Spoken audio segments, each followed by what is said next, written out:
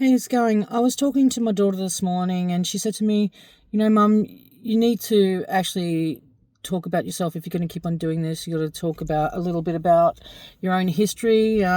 Maybe I do, maybe I don't. But it did make me think that I should say something. I just want to come on here and probably say that, yes, I had an upbringing. Something reminded me the other day about, the movie Glass Castle, and I was like, it reminded me of my life, like when I was a kid growing up. I had a really loving mother and father, but it was very dysfunctional in a lot of ways. But my mother was beautiful. My father tried so hard. He also had a lot of affairs, and had, four children came out of those affairs, and I loved them all. But he tried to keep us all together. But yeah, so a bit dysfunctional. But it's a real funny thing because I grew up, in a way like I didn't realise how dysfunctional it was. Anyway, but I'm mentioning this because the thing is that I realise that, you wonder how you get somewhere in life and you go, is it just my poor choices? Is it just that I'm stupid? Or is it just that I chose wrong? Or is it just that there's something wrong with me? Well, I'll tell you something. My sisters chose very well. My two sisters, that we are the same age, Kathy and Marilyn. And I mean, I don't know about my younger sister. She's about 36. Her relationship, but I think he's a very nice man. But I'm talking about my sisters that we were all like 1 year apart and 2 years apart. They chose pretty well. But me, no. What I did is I don't think I even had any confidence. I had no self-esteem. I didn't even know I had these things. And I also had selective mutism when I was probably under 6, so I could speak, but I just didn't, and I didn't even know until a few years ago that it was a word.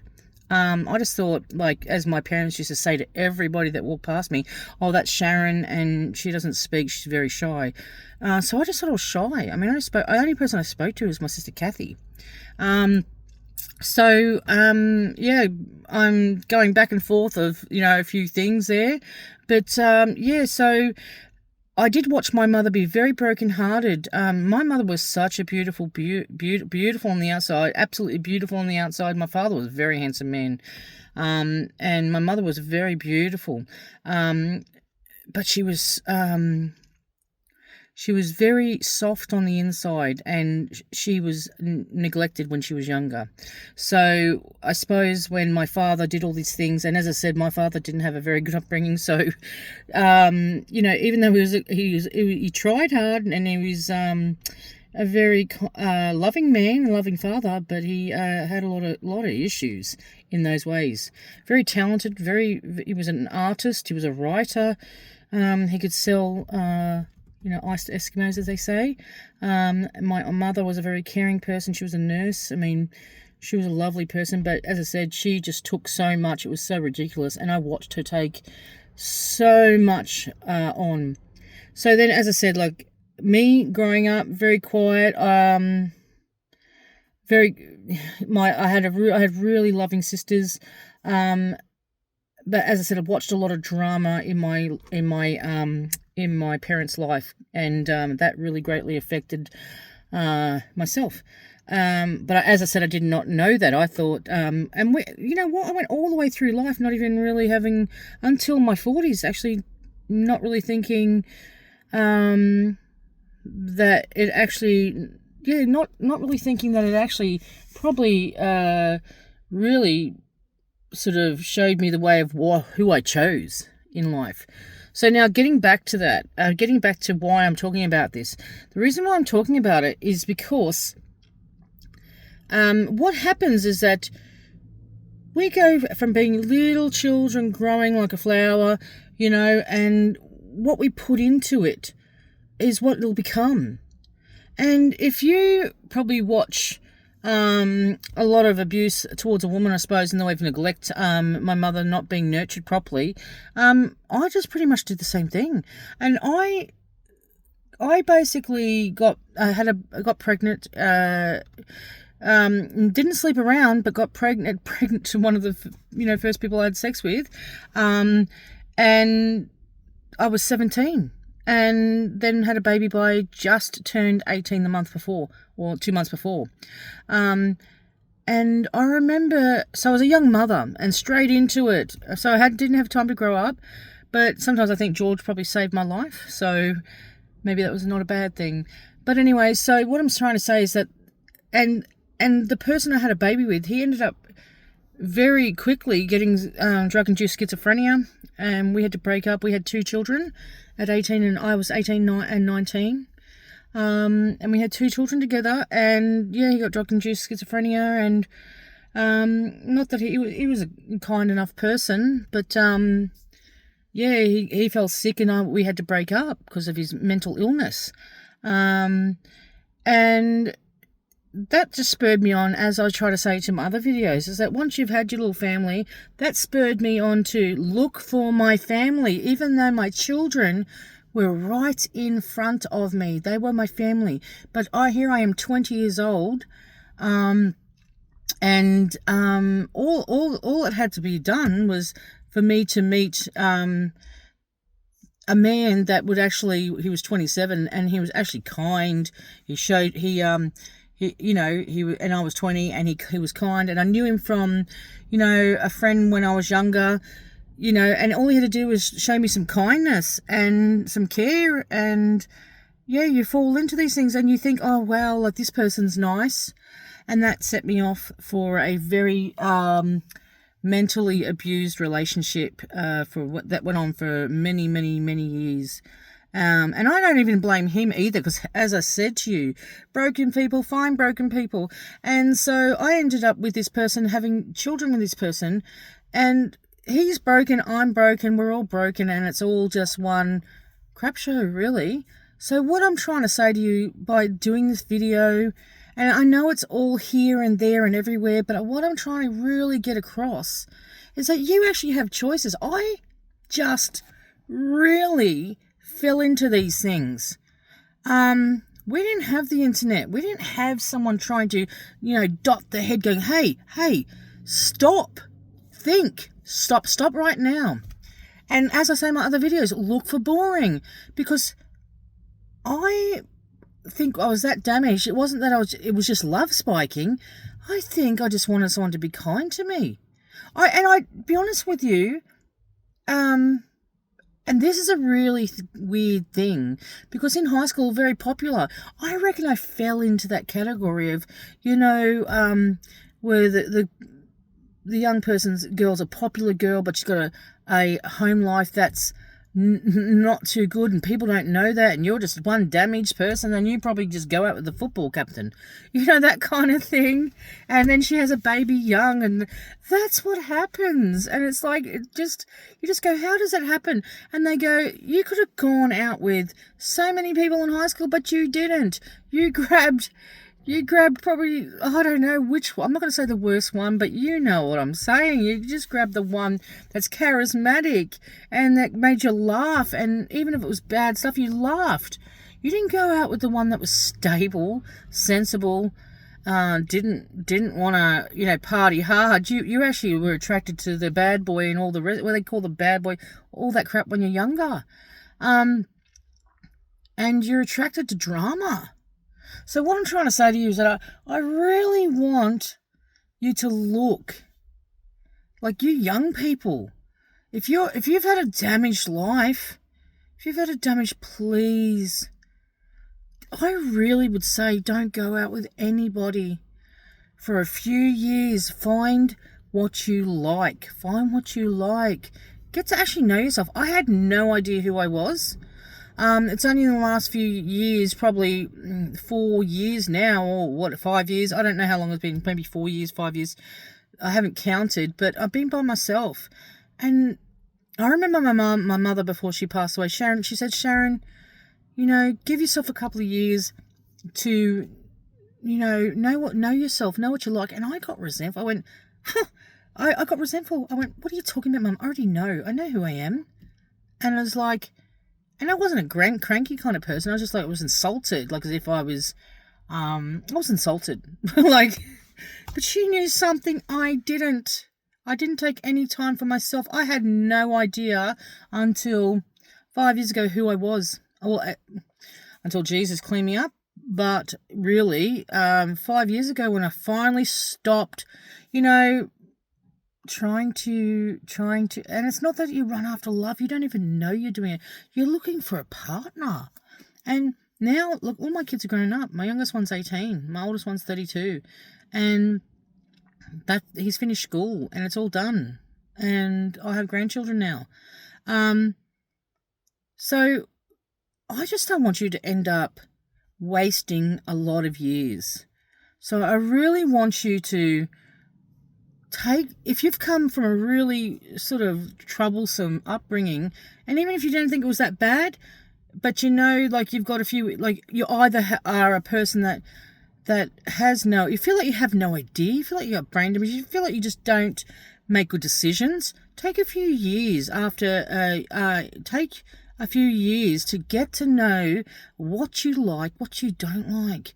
Because I'll tell you, if you go near people and you start going out with people and you are broken from childhood, you're really going to just fall into messes. Unless, or that person you're going to be with is going to be normal and you're just going to break them, So, and then you're not going to think that you even love them enough to, and then all of a sudden that, like, I remember I went out with a really nice person after my husband and I divorced. I went out with him and I really thought he was a really good person. And guess what? I did not value him as much as I did until he was gone. Because when he was gone, I just didn't have any, I was a damaged person. I didn't have any much feelings at all. I mean, I was height up, down, up, down, up, down. He gave me those ones. I had feelings for that. But I didn't have normal feelings. So that's another thing too. If you see a woman that's like is up, down, up, down, up, down, up, down, pretty walk away from all of us. Because the thing is that go look, as I was telling you in my other things, go look for boring. Look for boring. Because boring is actually a normal person. And the thing is, they're the normal people.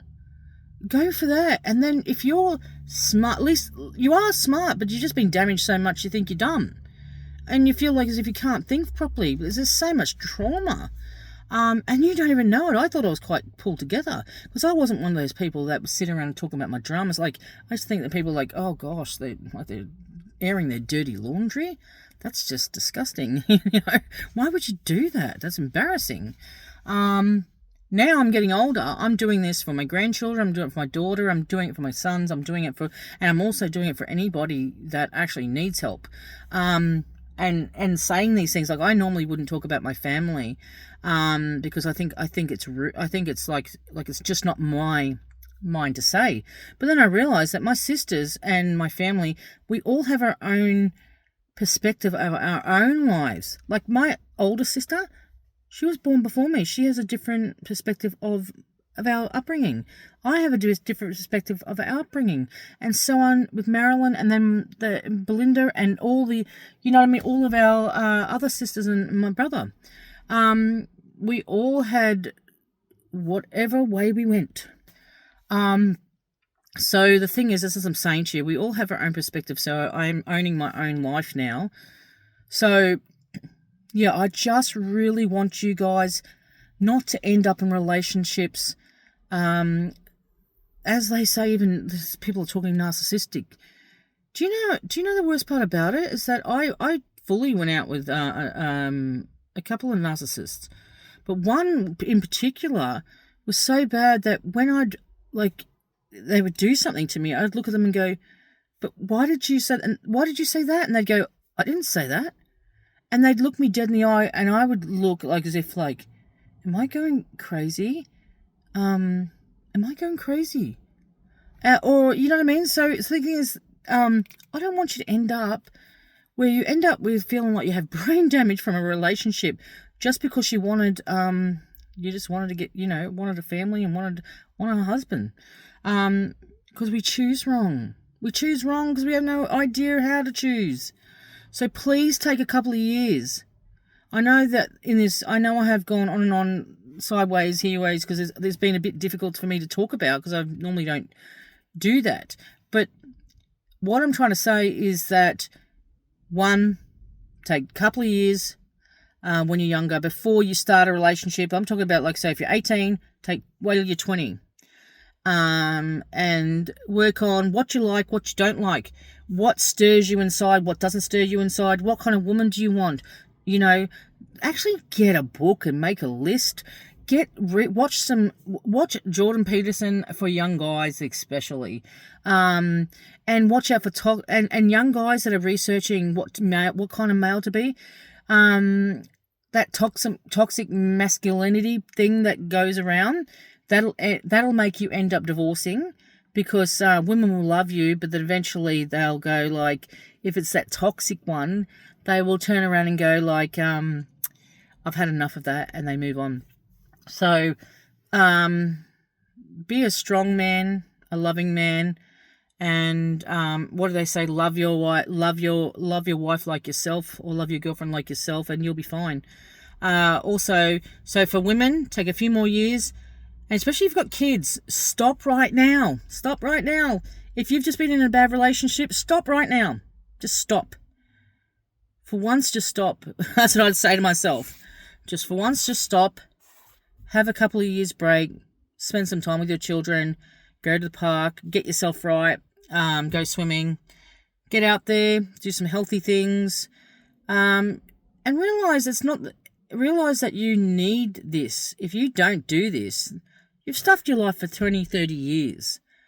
You're just going to keep on doing everything over and over and over again, repeat it. So I want you to stop the roller coaster. I want you to get off it. And I really want you to, as I said, get your toolkit. As I say in the other videos, get your toolkit. Get some things going. What tool do you need now? Go research it. What do you need? Do you need patience? Is that what it is? Go get it. Spend a month trying patience like you wouldn't believe, and nothing else. Only try to be patient for that month. And then if you need something else, go get it. Research it. Practice it. Don't practice going out with people. Don't think that everybody, just because someone pays attention to you, that's just not good enough. It's funny because we will reject so many people that were good, that could have been good for us. We don't do it. And we'll go out with the people that are so wrong, and we'll keep on doing it and doing it and doing it and doing it until the cycle is stopped. Don't be my age. 51. I'm 51 now, and I knew what I did years ago. I knew I chose wrong. I just didn't know how to get out of it. And then I'd turn around and do it again because I didn't know how to get out of it again because I was weak. And you could be told, like, what are you doing? And you probably just get embarrassed and think, I don't know, actually, what am I doing, Sharon? I really don't know. And because your brain is so fried from it, you don't know what you're doing. And the only time you do stand up to them eventually is when you're leaving, and then you become the Hulk Hogan and you're gone. Then you can stand up. Isn't that funny? So we all can stand up.